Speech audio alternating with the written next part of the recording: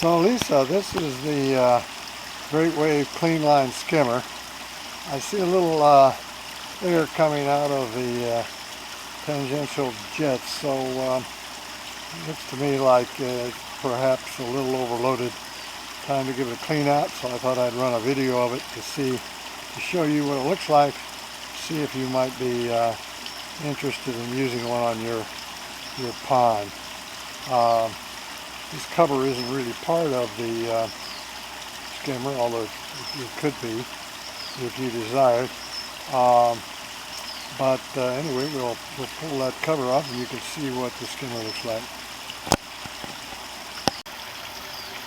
So I've shut the skimmer pump off, so there's no water moving through at the moment.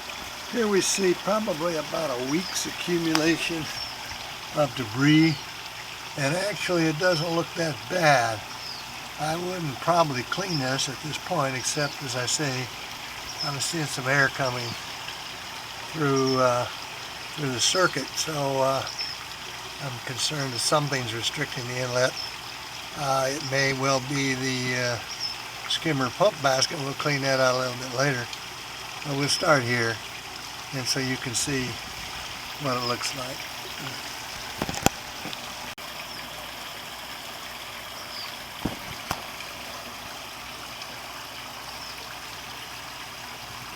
So the basket just lifts out. It's a little hard for me to demonstrate that and take a video at the same time, but I just grasp it here at the edge and lift it on out. Now once it's out, there's always still quite a bit of crap left in the enclosure, although the thing is designed with no sump or any place for it to really accumulate, but there's lots of stuff in here. So I just use a pool skimmer here to go ahead and clean that out. I can stick that in here and run it through and get all the leaves or whatever else is in there, any algae, so forth, and dump that into the skimmer basket. And so in that way I can get that reasonably clean in a fairly short order, and then we'll go and clean the basket up. And so the basket's kind of a messy looking thing at the moment.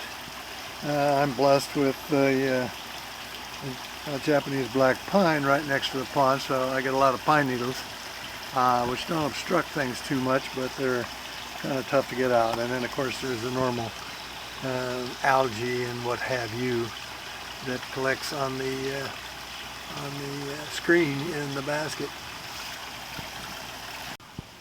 So here in San Jose we have composting bins for recycling yard waste. So I just bring this thing over here, set it on the one of the bins, and then we'll grab those brushes out of there and see if we can get most of those pine needles out of there before we go and rinse this whole thing off.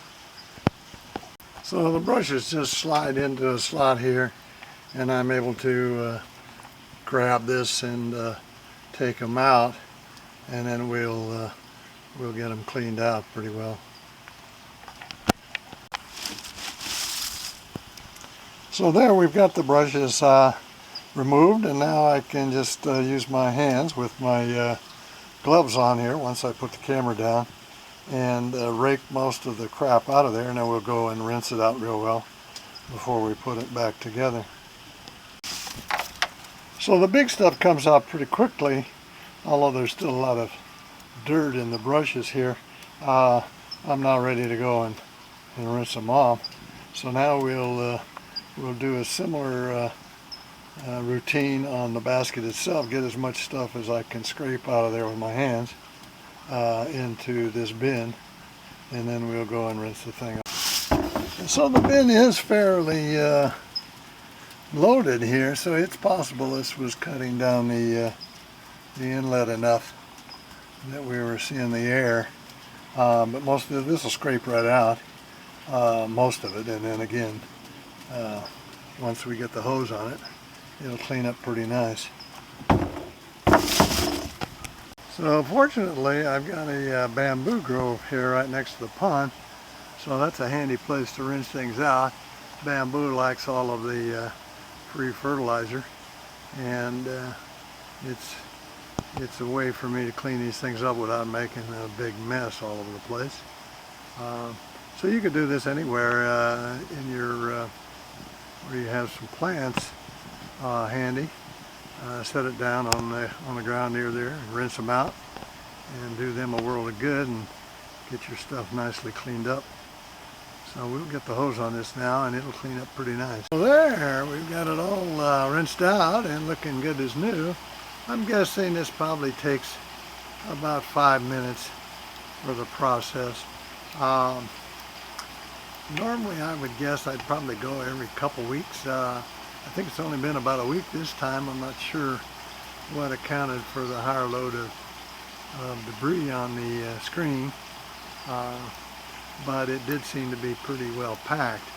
At any rate, she's ready to go back in the skimmer box now, and we'll have her rolling here pretty quick. So here we have the skimmer pump basket. There's a fair bit of stuff in here as well. This is stuff that's gotten through the skimmer itself,